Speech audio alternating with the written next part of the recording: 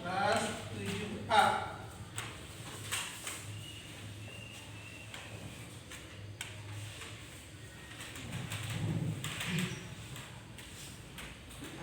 Anissa.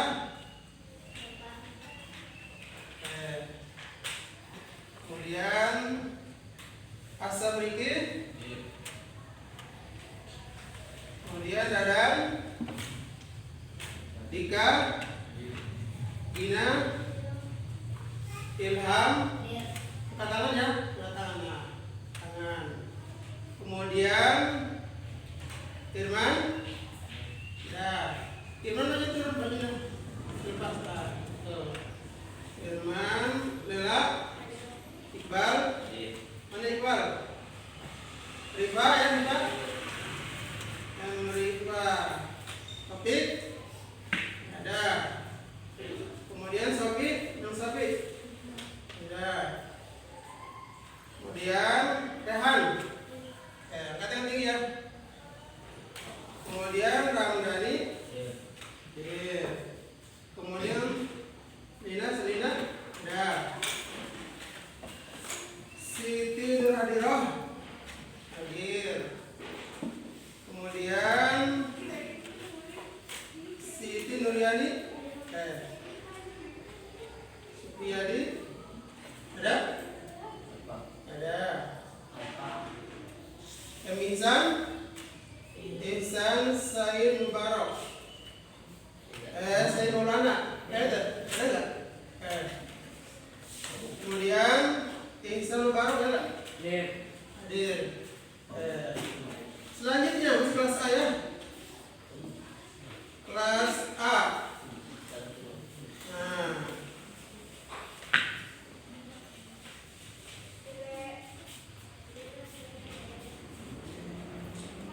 Najmi. Alfa. Halin. Hadiroh. Kemudian Biran. Dani. Dini. Elsa. Hadiroh. Henry. Ada Henry nggak? Ada. Fahri. Belum datang. Bukan Alfa. Rizky. Kemudian Jahran. Yang Raya. Mana angkat tangannya? Kemudian Udin. Belum datang. Riki. Cindy. Aisyah. Siti Nurfadilah. Dato. Ada enggak? Belum datang. Yesi. Mana Yesi? Sofi. Fitriani. Akhir. Ami. Bismillahirrahmanirrahim. Hari ini kita akan mulai pembelajaran kita tentang materi Al-Quran dan hadis. Al-Quran dan hadis. Kita tahu bahwasanya sumber hukum umat Islam itu ada berapa? Ada 4. Ada 4 ya. Ada tahu? Satu adalah Al-Quran. 2 apa? Al-Hadis. Al-Hadis. Ketiga, apa ketiga? Namanya ijma. Ijma ulama. Yang keempat apa? Namanya qiyas. Nanti kita jelaskan satu persatu. Ini Quran, sumber utama, sumber hukum umat Islam. Yang pertama adalah Al-Quran. Kenal Quran? Kenal ya? Masa tidak kenal Quran yang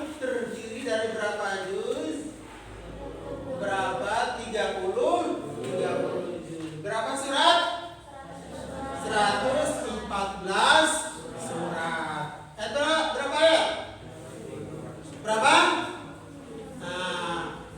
Ulama mengatakan berjumlah 6.666 ayat. Itu Quran. Nah, ternyata kita itu punya dasar hukum ini umat Islam itu. Pertama Al-Quran. Pijakan kita bergerak dalam sehari-hari itu adalah pertama Quran. Kedua, hadis Nabi. Ketiga, ijma para ulama kita. Dan keempat, kias. Nah, kita jelaskan satu persatu. Yang pertama adalah Al-Quran. Apa itu Quran? Nah, Quran itu nanti kita tinjau dari dua sisi. Pertama, Quran menurut bahasa, dan yang kedua, Quran menurut istilahi. Cek bahasa, cek istilahi. Nah, apa Al-Quran menurut bahasa? Nah, Al-Quran cek bahasa itu berasal dari akar kata qara'a. Qara'a. Yaqra'u. Kemudian Qur'anan. Qara'a yaqra'u Qur'anan. Nah, ini kalau dari segi tata bahasa Arab, qara'a fi'il madi, yaqra'u fi'il mudhari'. Qur'anan itu masdar, kata benda. Qara'a fi'il madi, artinya kegiatan yang telah lampau, yang telah lalu, yang telah selesai. Yaqra'u, kerjaan yang sedang dilakukan saat ini, namanya fi'il mudhari'. Qur'anan itu namanya masdar, kata benda, bacaan. Qara'a yaqra'u Qur'anan. Nah, ini biasanya keluar dulu di ulangan itu, suka keluar. Akar kata bahasa Arab dari Quran adalah qara'a yaqra'u Qur'anan. Artinya bacaan. Kalau seandainya Quran sendiri punya nama bacaan, maka kita harus selalu membacanya. Itu konsekuensinya. Namanya bacaan. Biasanya kan setiap orang, setiap siswa, termasuk bapak sendiri pun punya hancak. Sudah maghrib berapa surat, berapa lembar, udah isya berapa ayat, udah subuh dan seterusnya. Minimal satu hari itu kita hatam 1 juz. Kenapa? Karena 1 juz Quran itu cuma ada 9 lembar. Bagi aja 2, subuh 2, lohor 2, asar 2, maghrib 2, isya 2. Tiap hari kalau cuma masalahnya mau matuh tidak. Kalau matuh nanti akan menjadi adat kebiasaan. Betul. Qara'a yaqra'u Qur'anan. Qara'a yaqra'u Qur'anan artinya bacaan. Artinya adalah bacaan. Itu yang pertama. Nah, ini menurut bahasa. Cek bahasa ini bahasa. Maksudnya bahasa Arab, bukan bahasa Ajam, bukan bahasa di luar bangsa Arab, tapi bahasa Arab. Itu qara'a yaqra'u Qur'anan. Ini menurut bahasa. Nah, kalau Quran menurut istilahi adalah, jadi kita hapus dulu. Quran cek istilah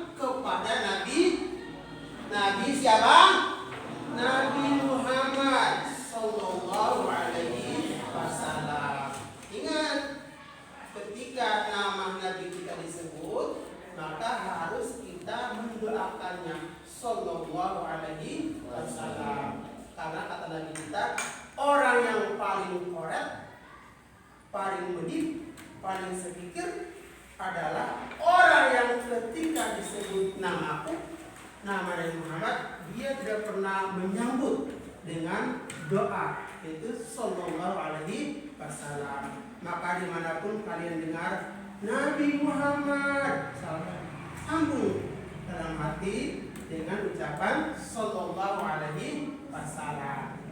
Jadi Quran yang diturunkan kepada Nabi Muhammad sallallahu alaihi wasallam melalui perantaraan malaikat siapa?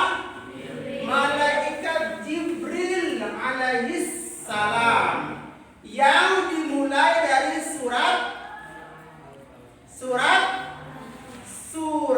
Al-Fatihah sampai ditutup dengan surat An-Nas. Dan jika dibaca Quran tersebut, maka akan bernilai ibadah. Bernilai ibadah Quran Qur'annya bernilai ibadah dari setiap huruf, bukan lagi surat, bukan lagi ayat, tapi setiap huruf ngasih nilai ibadah. Ibadah paling gampang, kita cuma baca, dia kasih pahala dari setiap huruf per hurufnya. Kata ulama mengatakan, ketika kita baca Quran tanpa punya wudu, itu nilainya 25. Ketika kita punya wudu, menghadap kiblat, ikhlas, itu 50 nilainya. Quran, apalagi Quran itu berapa huruf tuh? Dari mulai Fatihah sampai Anas, dihitung huruf per huruf, Masya Allah sangat banyak, sehingga pahalanya sangat banyak. Tidak mungkin dikasih di dunia. Kalau dunia dikasih pahala akan cukup. Nanti di akhirat alam sangat luas, di sana kita bisa menerima pahala ketika di dunia. Jadi Quran cek istilah itu adalah kalam Allah yang diturunkan kepada Nabi Muhammad SAW melalui perantara malaikat Jibril alaihissalam, yang diawali dari surat apa?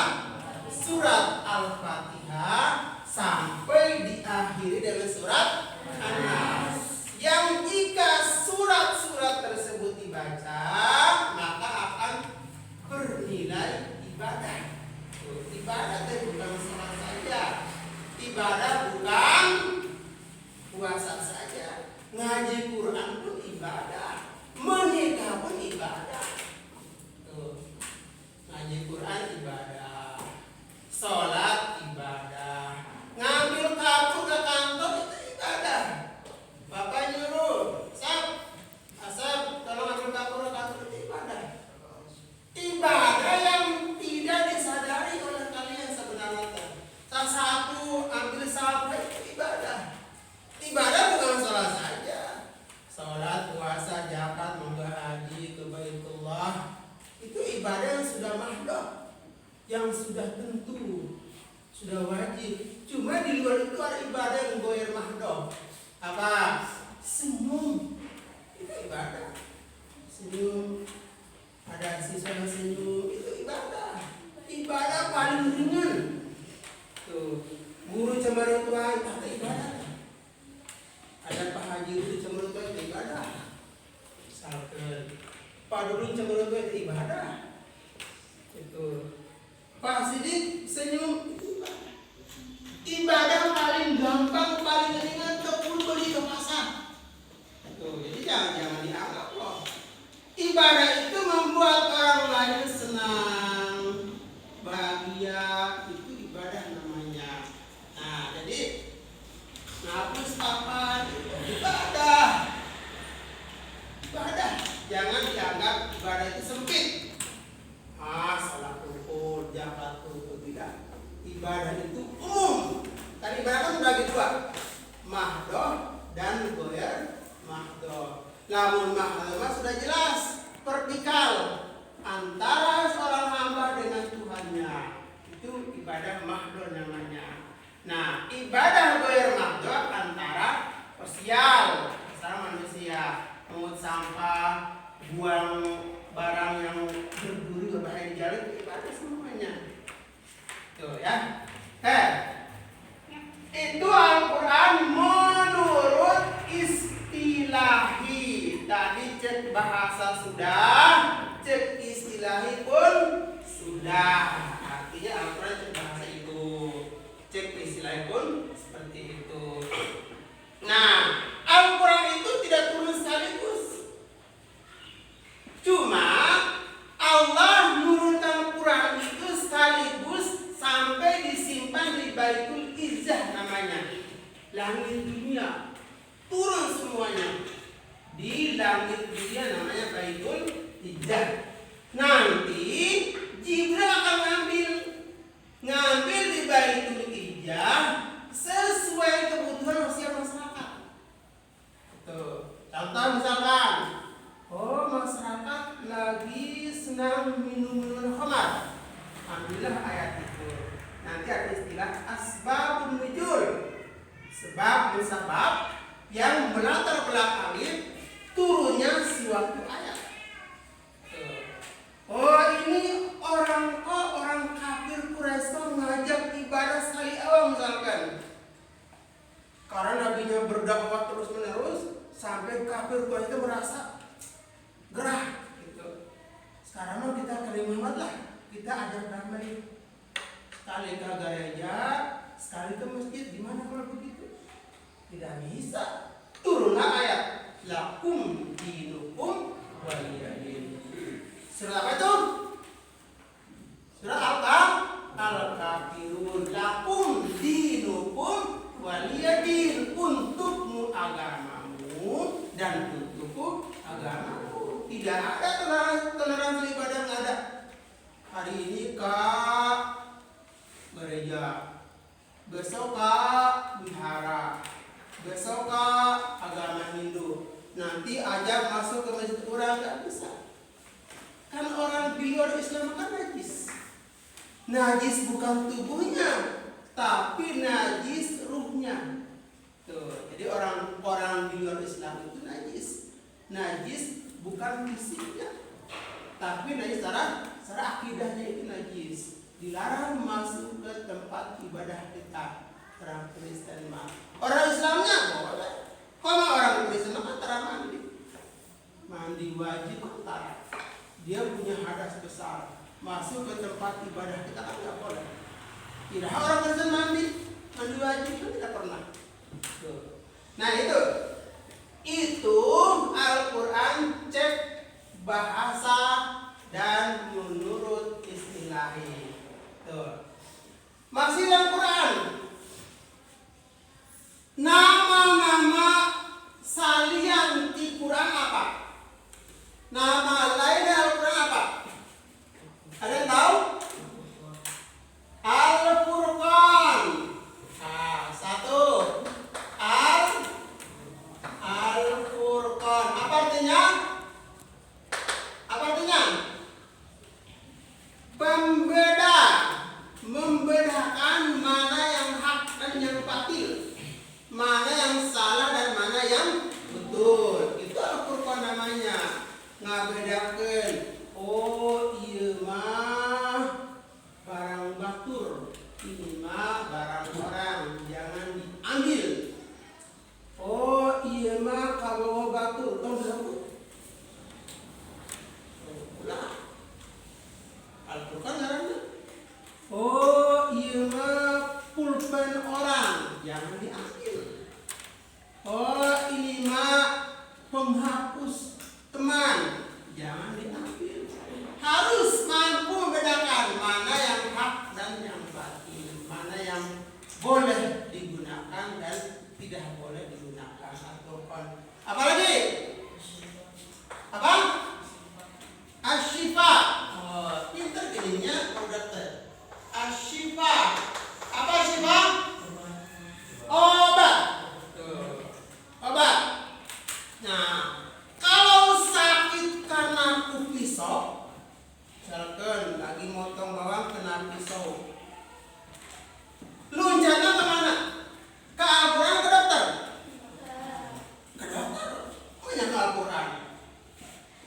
Quran dicanak, diusap-usap, nggak akan sembuh. Asyifa, walaupun Quran itu namanya obat, cuma obat bukan obat fisik, tapi obat non fisik. Anda punya penyakit batin, misalkan, nah itu dari di situ asyifa Quran. Anda malas beribadah, nah nyana kesini ke asyifa Al-Quran, obat untuk mengobati penyakit dalam. Itu bahkan kan Quran bisa dibuat obat. Kamu kesurupan tuh, baca Fatihah, baca Al-Ikhlas, baca Al-Kursi, gitu kabur jinak ya, jin kan, jinak kabur, jinnya kan ada, jin. Nah, bisa dibuat obat ternyata Al-Quran itu. Bukan ternyata, dia bisa dibuat obat asyifa, obat untuk menghilangkan penyakit dalam. Tuh. Apa lagi? Al-Huda. Oh, Al-Huda. Apa artinya huda? Petunjuk. Hudan lil muttaqin. Dzalikal kitabu la raiba fihi hudan lil muttaqin. Petunjuk bagi orang-orang yang bertakwa. Takwa adalah mampu menjalankan seluruh perintah Allah dan mampu juga menjauhi seluruh larangan Allah. Ada seperti itu enggak? Gak mungkin ada orang bertakwa. Orang bertakwa itu orang mampu menjauhi seluruh larangan Allah. Gak mungkin. Kecuali Muhammad. Walaupun ulama belum tentu mampu bertakwa. Makanya salah satu puasa itu adalah hikmah dari orang berpuasa Ramadan apa? La'allakum tattaqun. Semoga mudah-mudahan kita menjadi orang bertakwa selama 3 bulan puasa. Mudah-mudahan. Tuh. Belum tentu. Walaupun ustaz, ulama, ajangan kiai belum tentu bertakwa. Karena apa? Takwa itu harus mampu menjauhi seluruh mustahil, kecuali Nabi Muhammad sallallahu alaihi wasallam. Karena Nabi itu maksum. Apa maksum? Dijaga dari seluruh perbuatan yang buruk. Nabi Muhammad selalu diawasi, selalu dijaga, tidak pernah berbuat salah, kecuali kita. Nah, Al-Huda, petunjuk. Kalau di jalan suka ada papan informasi, suka ada tanda panah, itu namanya petunjuk. Petunjuk mau ke Khairunas. Misalkan ada tamu dari Bandung, mau ke Khairunas gimana ya? Oh, ini kok petunjuknya. Nah, itu petunjuk namanya. Kenapa dikasih petunjuk? Supaya tidak nyasar. Tidak nyasar, apalagi sampai menyasarkan orang lain. Itu namanya petunjuk. Petunjuk mau ke Bandung. Petunjuk namanya. Artinya apa? Kita punya petunjuk selama ini. Itu Al-Quran. Selalu menjadi petunjuk. Itu yang ketiga. Masih ada? Banyak ya? Masih ada banyak. Nih, Al-Qur'an, pembeda asyifa, obat. Al-Huda, petunjuk. Ada lagi? Apa? Apa? Al-Quran.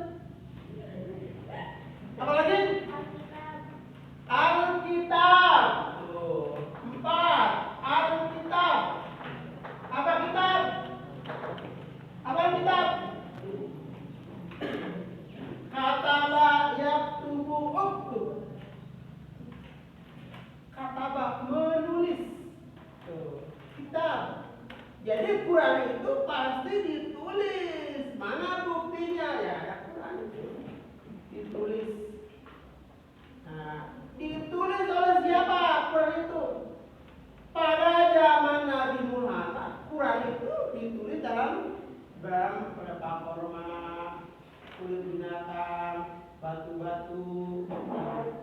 Zaman Nabi Muhammad mah. Yang di zaman Khalifah Utsman bin Affan, Quran mulai dibukukan menjadi satu buku. Apa pertimbangannya?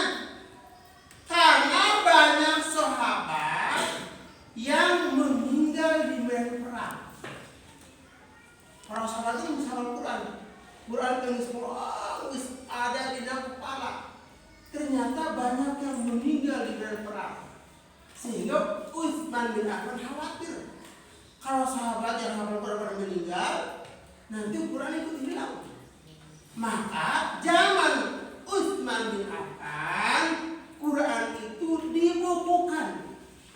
Walaupun banyak bintang, jangan dibukukan. Karena Nabi nggak pernah melakukan seperti ini. Ini namanya bid'ah, misalkan. Tapi ternyata bermanfaat. Makanya ada istilah Quran Utsmani.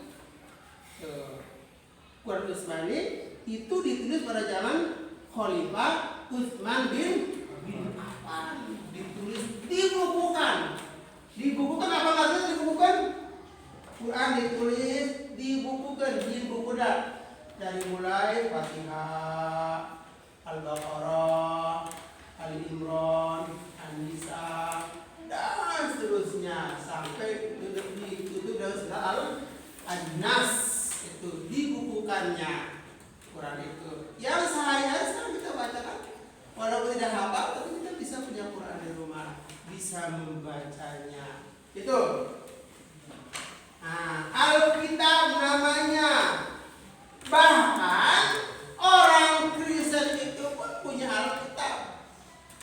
Kitab, ada istilah kitab Perjanjian Lama, Perjanjian Baru. Tuh, berisi nyanyian. Haleluya. Haleluya, puji Tuhan. Ya, silakan. Itu. Kitab Injil namanya itu. Injil yang bukan asli, sudah tidak asli lagi, tapi Injil yang sudah penuh dengan perubahan-perubahan. Itu masih ada, masih banyak ya.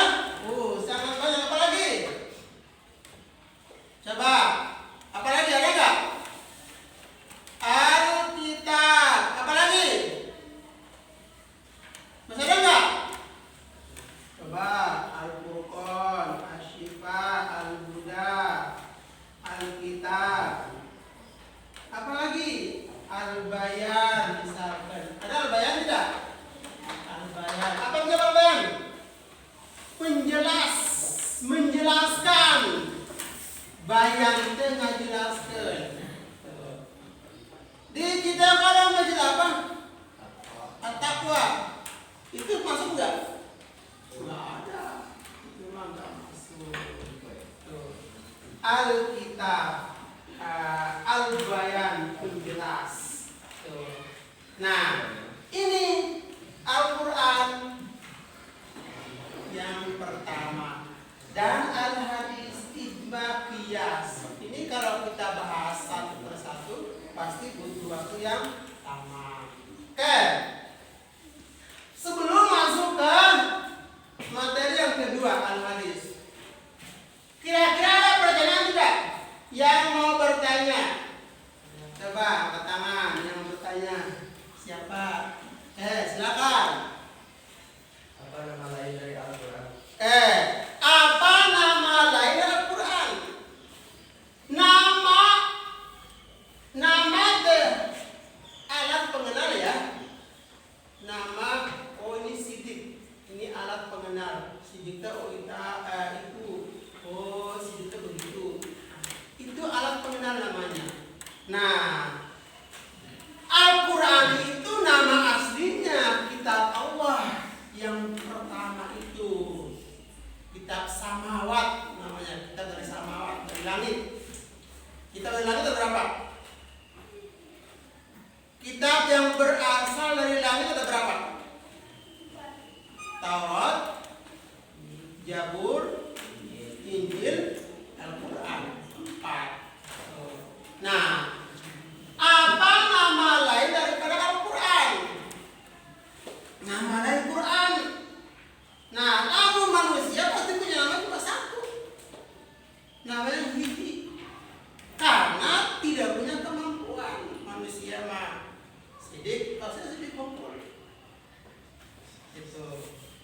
Tapi Quran itu namanya banyak. Di antaranya ini yang tadi Bapak sudah jelaskan.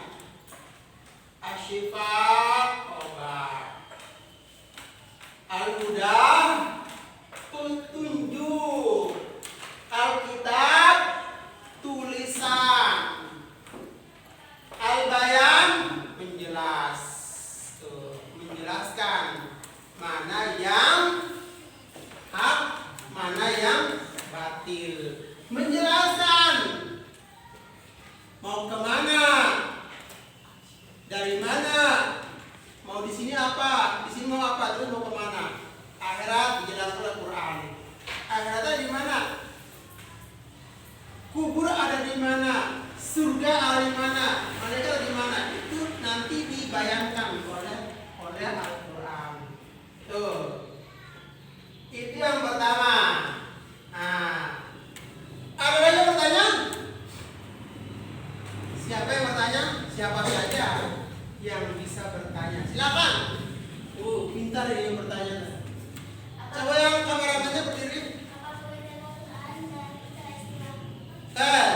Apa pengertian Quran cek istilah? Nah, tadi Bapak sudah jelaskan ya? Gak apa-apa, jelaskan lagi. Yaitu kalam Allah yang diturunkan kepada Nabi Muhammad Sallallahu Alaihi Wasallam melalui perantaraan siapa? Malaikat Jibril. Yang terdiri dari surat apa? Surat Al-Fatihah sampai dengan surat An-Nas. Nah, jika dibaca surat itu maka akan bernilai ibadah. Itu ya. Oke. Nah, nanti Bapak kasih kesempatan lagi untuk bertanya. Masih semangat? Semangat, masih semangat. Bapak semangat. Kalian kudu lebih semangat karena kalian masih muda. Bapak mah sudah aki-aki. Sudah tua. Yang kedua, al-hadis. Apa itu hadis? Hadis pun akan kita tinjau dari dua sudut atau dua pandangan. Hadis cek bahasa. Pertama, menurut bahasa. Tentunya bahasa apa? Bahasa Arab. Kedua, menurut istilahi. Nah, al-hadis menurut bahasa adalah baru. Tuh, baru. Kenapa disebut baru? Karena ini bukan Quran. Kalau Quran sifatnya qadim. Dahulu qadim. Kalau hadis sifatnya itu baru, dekat. Kenapa? Karena Nabi Muhammad itu baru. Kok disebut baru? Ya baru, mah disebutnya baru. Nabi Muhammad asalnya tidak ada menjadi ada. Nah, Nabi Muhammad asalnya tidak ada menjadi ada. Itu namanya baru. Siapa ibu yang melahirkannya? Siti Aminah. Itu. Bahkan sebelumnya itu terus dijelaskan di Alkitab. Di Alkitab sudah dijelaskan bahwa nanti akan turun Nabi akhir zaman bernama Muhammad dan ibunya bernama Siti Aminah. Akhirnya orang-orang Arab Yahudi ganti ngaran jadi Siti Aminah kabeh. Berharap anak yang dikandungnya itu bernama Muhammad Nabi akhir zaman. Ternyata tidak. Nah, jadi nama itu ya baru, bukan qadim. Tuh, hadis mah. Nah, kalau cek istilahi, hadis adalah ma'udhifa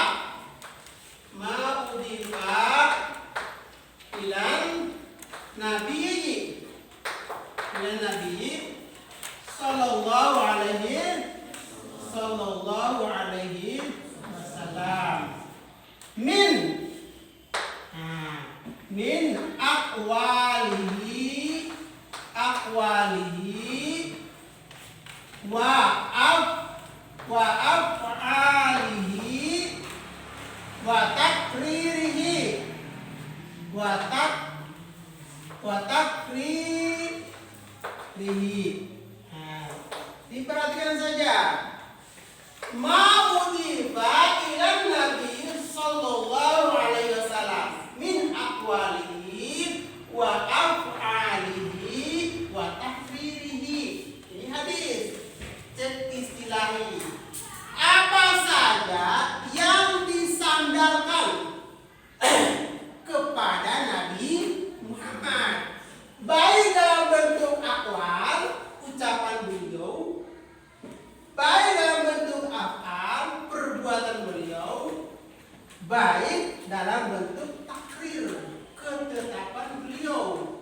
Tuh, hadis namanya cek istilahnya. Jadi apapun yang berasal dari Muhammad, baik ucapannya, perbuatannya, maupun ketetapannya, itu semuanya hadis Nabi. Tuh, ucapan Nabi jadi pedoman, perbuatan Nabi jadi pedoman, ketetapan Nabi pun menjadi pedoman. Apa ucapan Nabi? Contohnya apa? Contoh, innamal a'malu binniyat.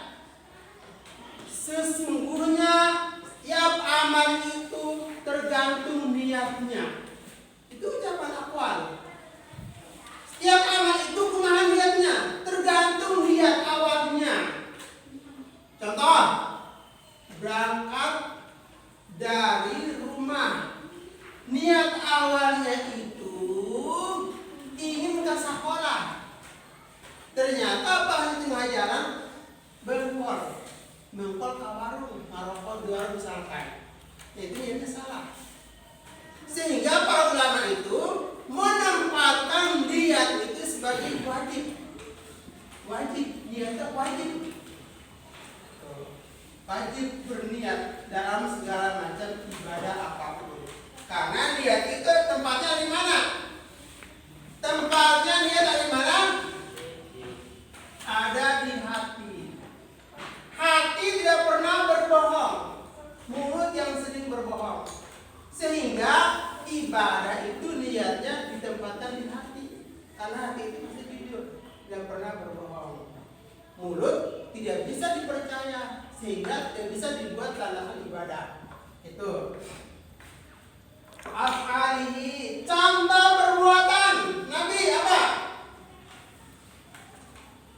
Nabi misalkan salat, sallu kama ra'aitumuni usolli. Kata Nabi, salatlah kalian sebagaimana kalian melihat saya salat.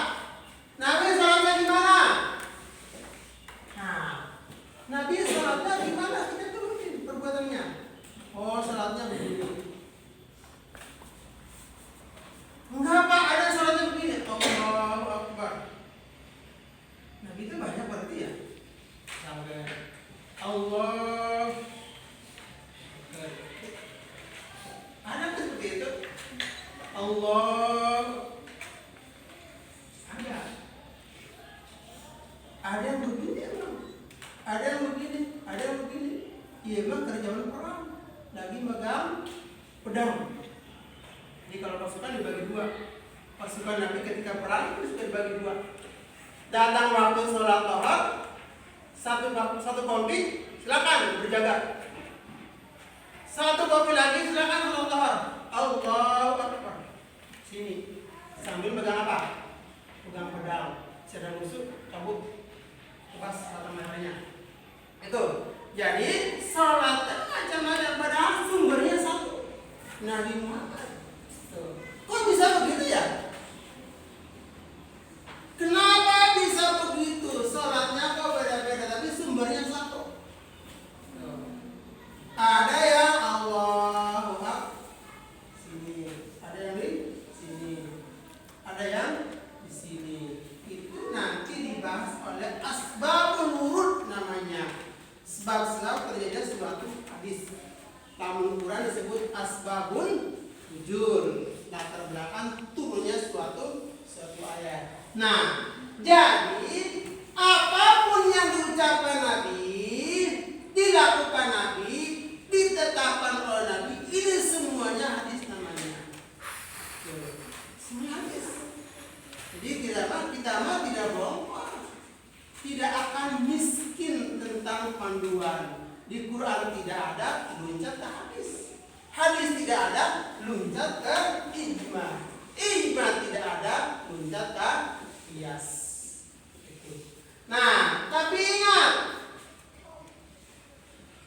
hadis Nabi itu terkadang kita mendengar ada sunnah dan ada sunat. Apa bedanya sunnah dan sunat?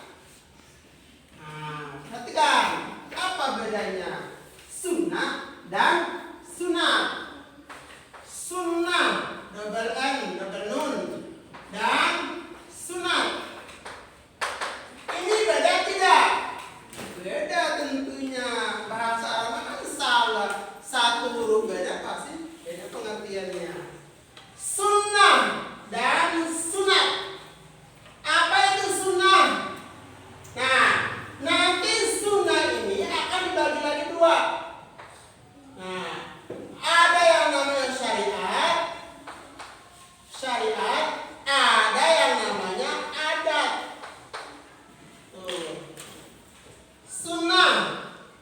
Sunnah itu bahasa ala jalan menuju Citeko. Sunnah namanya. Jalan yang digunakan oleh seorang untuk mencapai suatu tujuan, namanya sunnah. Nabi Muhammad punya sunnah, punya. Apalagi Muhammad, beliau pasti punya sunnah yang banyak. Untuk apa? Untuk diikuti jalannya oleh umatnya, oleh sahabatnya. Namanya sunnah. Itu. Tapi ingat, sunnah itu ada yang bentuknya syariat, ada yang bentuknya adat. Sunnah dari Nabi Muhammad itu tidak serta-merta menjadikan ibadah, tidak. Mana contohnya anu syariat? Contoh, mengucapkan salam, Assalamualaikum, itu syariat. Kok bisa? Karena sebelum datang agama Islam, itu orang Arab belum mengenal yang namanya Assalamualaikum. Itu. Tapi orang mengenal juga apa? Sabahul khair, selamat pagi. Sabahul masa'a, selamat siang. Sabahul lail, selamat malam. Itu kebiasaan Arab sebelum Islam datang. Berarti mengucapkan Assalamualaikum itu syariat namanya. Syariat. Makanya coba-coba mengucapkan salam kepada orang Kristen. Karena mereka tidak punya syariat yang sama dengan kita. Ada juga adat. Nah, adatnya dikerjakan tidak akan dapat pahala. Itu kebiasaan orang Arab. Contoh, apa contohnya? Memanjangkan jenggot. Itu sunat. Ini sunnah yang syariat atau adat? Memanjangkan jenggot sampai segini jenggotnya panjang. Kenapa mereka panjang jenggot? Sunnah Nabi Nah, bukan. Kenapa Anda pakai sorban? Sunnah Nabi bukan. Itu tradisi. Memanjangkan jenggot itu bukan sunnah Nabi, tapi itu tradisi orang Arab. Apa fungsinya memanjangkan jenggot? Kan orang Arab itu kan panas pada mahsyar. Salah satu fungsi orang berjenggot panjang adalah apa? Untuk menahan terik matahari yang bawah ke atas. Dia tidak cepat haus. Kenapa orang Arab sering pakai sorban yang tebal untuk kepalanya? Fungsinya apa? Fungsinya untuk memantulkan sinar kembali ke atas, biar tidak cepat haus. Itu. Jadi ada tradisi, ada syariat. Jenggot itu bukan sunnah Nabi. Nah, tapi kalau dikerjakan dapat pahala. Karena Nabi berjenggot. Ini menggunakan sorban. yang mengandung syariat dan mana sunnah anu adat orang Arab. Kalau Anda niatan saya menyangkan jenggot karena itu sunnah Nabi, dapat pahala. Karena Nabi kita pun berjenggot. Saya makan sorban karena ini dapat pahala. Karena Nabi kita pun memakai sorban, pasti dapat pahala. Saya makan tutup kepala karena Nabi kita pun menggunakan tutup dapat pahala. Ngan ulah soten diyakini ini adalah kebiasaan Nabi. Karena ingat, Nabi itu lahir di tengah masyarakat yang sudah berbudaya. Tidak serta-merta turun, tidak ada orang lain. Tidak. Betul. Mengerti ya? Mengerti tidak? Sunat dan sunnah. Sunnah dan sunat. Hari sunat apa? Dikerjakan mendapat pahala, ditinggalkan tidak apa-apa. Contohnya apa? Contohnya apa? Apa contoh sunat? Sunat contohnya apa? Gimana? Ya, puasa misalkan Senin mau puasa sunat. Mau puasa pun tidak apa-apa. Mau tidak puasa pun tidak apa-apa. Karena hukumnya sunat. Apalagi?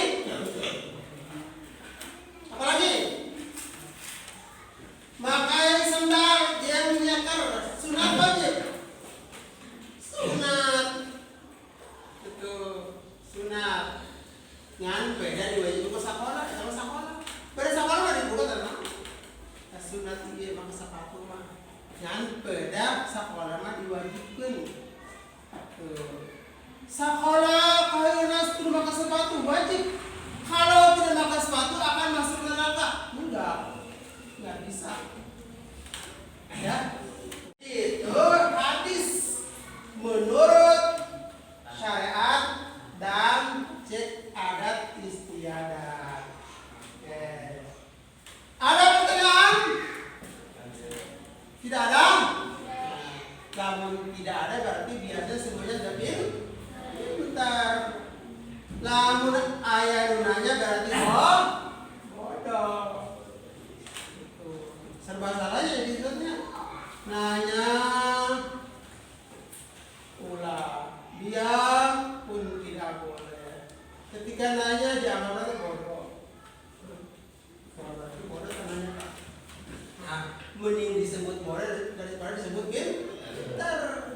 Itu mending disebut bodoh daripada disebut pintar. Sebab orang tidak pintar seterusnya. Pasti ada waktu yang pintar, ada waktu yang bodoh.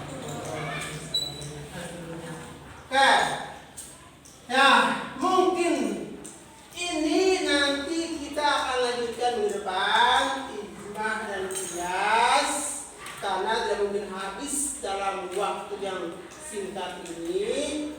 Mudah-mudahan minggu depan kita masih tetap sehat walafiat, panjang umur, kita dapat belajar lagi seperti biasa. Di sekolah apa ini? MTS Khairun Nas. Apa artinya Khairun Nas? Sebaik-baik manusia.